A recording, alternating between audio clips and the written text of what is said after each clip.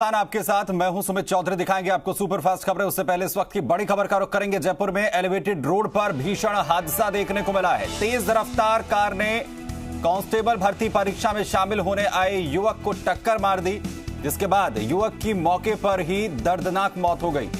Car की रफ्तार काफी तेज थी। टक्कर लगते ही युवक करीब 200 फीट दूर जाकर 2 मंजिला मकान की छत पर गिरा। डीसीपी ट्रैफिक आदर्श सिद्धू ने बताया है कि अजमेरी पुलिया की ओर से ऑडी कार आ रही थी, जो कि सोडाला के ऊपर घुमाव पर बेकाबू हो गई। इस दौरान सामने से पैदल आ रहे युवक को उसने टक्कर मार दी। और ये तस्वीरें पूरे हादसे के बाद की, आखिर किस तरीके की परिस्थितियां जो हैं वो हादसे के बाद देखने को मिली हैं।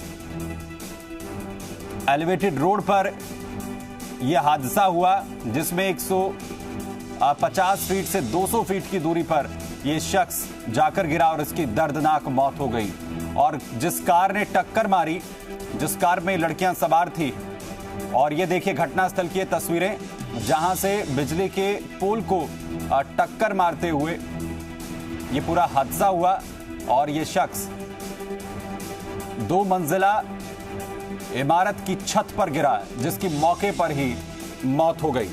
और हादसा कितना भीषण था वो इस कार को देखकर ही अंदाजा लगाया जा सकता है।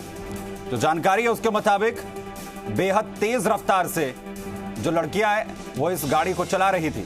वहीं फिलहाल लड़कियों को हिरासत में लिया गया है। कांस्टेबल भर्ती परीक्षा देने के लिए यह युवक जा रहा था, जो रफ्तार का शिकार हुआ इन रईसजादी लड़कियों की लापरवाही की वजह से। तो रफ्तार का कहर, जिसमें एक युवक को अपनी जान देकर इसकी कीमत चुकानी पड़ी है। जहां पर एलिवेटेड रोड पर तेज रफ्तार से ऑडी कार को भगा रही लड़कियों ने एक शख्स को इस कदर टक्कर मारी कि उसकी दर्दनाक मौत हो गई। 200 फीट दूर एक 2 मंजिला इमारत पर जाकर एक शख्स गिरा और उसकी जान चली गई। कार की टक्कर के बाद छत पर युवक की शव को बरामद किया गया है। शरद पुरोहित, जी मीडिया संवाददाता, खबर पर जानकारी के साथ जुड़ रहे हैं। शरद, अभी तक क्या फैक्ट फाइंडिंग्स जो है पुलिस की इस पूरे मामले में सामने आ रही हैं? देखिए, इस पूरे मामले की बात करें तो पुलिस ने सबसे पहले जो युवती थी उसको थाने पर लेकर आई थी। साथ में एक अन्य युवती थी, उसकी हालत, जो दुर्घटना हुई उसको देखने के बाद ही उसकी तबीयत खराब हो गई थी, उसको अस्पताल में भर्ती करवाया। जो चालक युवती थी नेहा सोनी, उसको थाने पर लाकर कुछ घंटों तक बिठाए रखा था और उसके बाद में उसको जो निजी गाड़ी थी उसके साथ में, जो उनकी पर्सनल गाड़ी थी, जो आरोपी युवती है जो कार चला रही थी, तो उसके साथ में वो अपनी निजी गाड़ी में बैठकर वहां से रवाना हो गई थाने से।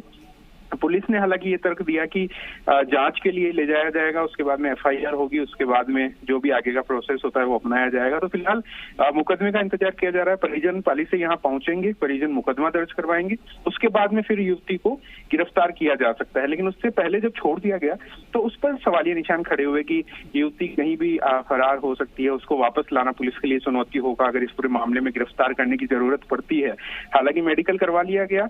ये भी जानने की कोशिश की जा रही है कि युवती ने शराब पी रखी थी या नहीं पी रखी थी, तो इस बारे में मेडिकल करवाया गया है। तो रिपोर्ट आने का इंतजार किया जा रहा है।